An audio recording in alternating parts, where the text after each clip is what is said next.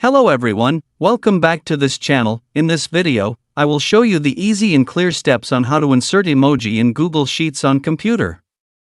So how to insert emoji in Google Sheets on computer? Make sure you keep watching this video until the end. Let's get started right away. Firstly, just go to the Google Sheets application on your computer or laptop.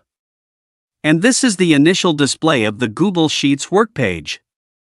Go straight to the column that will be inserted emoji.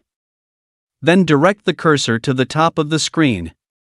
Here there are several menu options. Tap Insert. Now here a scrolling menu will appear. Down itself. And tap the Emoji menu.